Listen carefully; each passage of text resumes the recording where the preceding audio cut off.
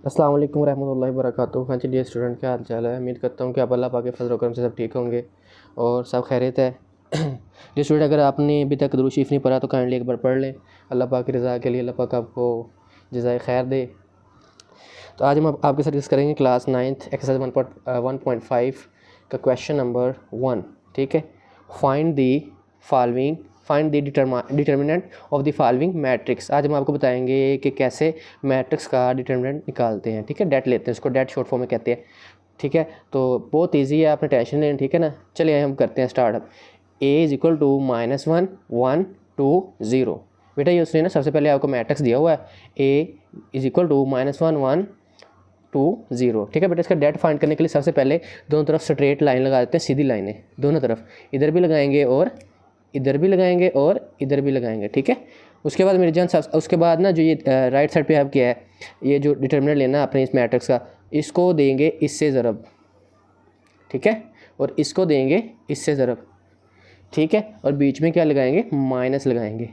यहाँ तक समझ आ गई। यानी कि पहले को इससे मल्टीप्लाई करेंगे, पहले कॉलम के दूसरे कॉलम से, और दूसरे कॉलम के पहले कॉलम की दूसरी एंट्री से मल्टीप्लाई करेंगे। ठीक है, इसको इससे ज़रब देंगे और इसको जैसे क्रॉस मल्टीप्लाई आप करते हैं बचपन में, उसी तरह हमने इसको मल्टीप्लाई करना है विद ईच अदर। ठीक है, तो बेटा इसको -1 को अगर 0 से मल्टीप्लाई करें, देखिए -1 मल्टीप्लाई बाय 0, मैंने -1 को 0 से ज़रब दे दी। ठीक है, और बीच में आपको पता है फार्मूला का माइनस आता है डिटर्मिनेंट का, तो वो माइनस लगाया मैंने, तो माइनस लगा लिया। इसके बाद बेटा मैं 2 और 1 को दूंगा आपस में, 2 और 1 को मैंने दे दी। देखें, पहले -1 0 को दी, उसके बाद बीच में माइनस फार्मूले का 2 और 1 को दी। ठीक है, उसके बाद मेरी जान अब देखिए -1 को अगर 0 से ज़रब दें तो आपको पता है 0 को किसी नंबर से अगर ज़रब मल्टीप्लाई किया जाए या ज़रब दिया जाए तो मेरी जान वो क्या नाम उसका 0 ही हो जाता है। अगर 0 को 5 से दे तो 0 हो जाएगा, 10 से दे तब भी 0 हो जाएगा, 20 से दे तब भी 0 हो जाएगा। ठीक है, तो -1 मल्टीप्लाई 0 0 हो गया, और 2 मल्टीप्लाई 1, जब 2 को 1 से ज़रब दे तो आपको पता है 2 आता है, बीच में माइनस फार्मूले का आ गया। ठीक है, ठीक है बेटा, 0 में से अगर -2 करें बेटा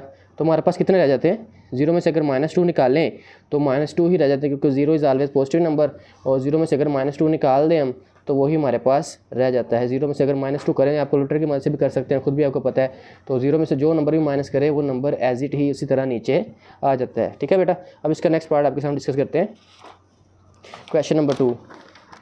ठीक है, ये हमारे पास मैट्रिक्स दिया हुआ बेटा, b इज इक्वल टू 1 3 2 -2। इसका भी हमने डेट फाइंड करना है, तो सबसे पहले हम इसका सीधी लाइनें लगा लेंगे। ठीक है, स्ट्रेट लाइनों में लिख लेते हैं, ब्रैकेट्स को ख़त्म कर देते हैं और सीधी लाइनों में लिख लेते हैं। ठीक है बेटा, उसके बाद जो फर्स्ट ये नंबर होता है इसको इससे मल्टीप्लाई कर देते हैं और इसको इससे ज़रब दे देते हैं, दोनों को एक दूसरे से मल्टीप्लाई कर देते हैं और बीच में क्या लगाते हैं, माइनस लगा देते हैं। ठीक है, यहाँ तक आई समझ, यानी इसको हम इससे ज़रब देंगे और फिर माइनस लगाएंगे, फिर इसको इससे देंगे। ठीक है, ऐसे करके इसको मल्टीप्लाई करके बीच में माइनस लगानी है। अब 1 को -2 से दें बेटा तो कितना बन गया, देखिए आप, 1 को -2 से दी, ठीक है, और 2 को मैंने दी 3 से, ये देखिए 2 को मैंने मल्टीप्लाई कर दी 3 से।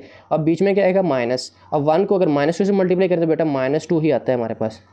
अगर 1 को -2 से ज़रब दें तो वो -2 ही आता है। ठीक है, और बीच फार्मूले का माइनस आ गया। अब 2 को अगर 3 से मल्टीप्लाई करें बेटा तो कितना आता है, 6, 2 1 2 2 2 4 2 3 6। ठीक है, 2 1 2 2 2 4 2 3 6, तो ये हमारे पास 6 हो जाएगा। अब ये देखें आप दोनों माइनस के हैं, अगर हम कैलकुलेटर पे लिखें -2 और -6 तो हमें आंसर देगा -8। ठीक है, वैसे भी हमें पता है अगर दोनों जैसे सेम हो तो उनको ऐड करके जो सिंबल होती है वो बड़े के साथ वो लगा देते हैं। ठीक है, -2 और -6 अगर ऐड सिंबल दोनों के साथ माइनस है तो दोनों मैंने लगा दी, तो बेटा ये हो गया -2 और -6 -8 हो गया मेरे पास। ठीक है, ये क्वेश्चन नंबर 2 का भी डेट हमें फाइंड हो गया। ठीक है ना, नेक्स्ट इसका पार्ट 3 हम आपके सामने डिस्कस करते हैं। 3 2 c इज इक्वल टू 3 2 3 2, ये दोनों 3 2 3 2 उसने दिए हुए हैं, तो इसको हम सोल्व करते हैं।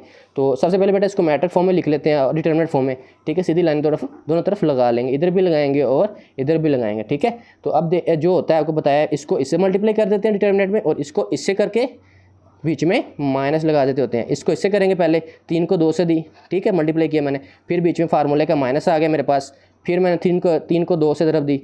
ठीक है, फिर 6, अब ठीक है 3 को 2 से मल्टीप्लाई कर दिया, अब 3 को 2 से ज़रब दिया, आपको पता 6, 3 को फिर 2 से ज़रब दें, इधर भी तो 6, अगर 6 में से 6 माइनस करें तो हमें पता है 0 आंसर आता है। ठीक है, यानी कि 3 को 2 से ज़रब दे तो 6 आ गया था, बीच फार्मूले का माइनस, और 3 को 2 से दी तब भी 6 आ गया, तो 6 में से अगर 6 माइनस करें बेटा तो हमारे पास इसका आंसर आ जाता है 0। ठीक है, अब इसका लास्ट पार्ट मैं सोल्व करता हूँ आपके सामने। तो इसका लास्ट पार्ट जो मेरे पास है वो क्वेश्चन डी है, question number 4 d is equal to 3 2 1 4, ठीक है बेटा।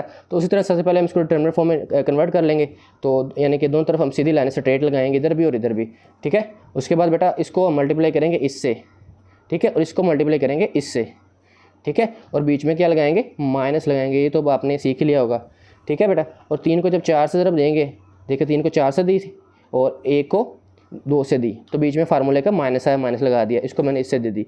अब 3 को 4 से देंगे तो 12 आ जाएगा हमारे पास, और अगर 1 को 2 से दें तो 2 ही आता है, और अगर हमारे पास 12 में से अगर 2 निकाल दें तो आपको पता 10 है। आप खुद भी कर सकते हैं, ये कैलकुलेटर की मदद से भी निकाल सकते हैं।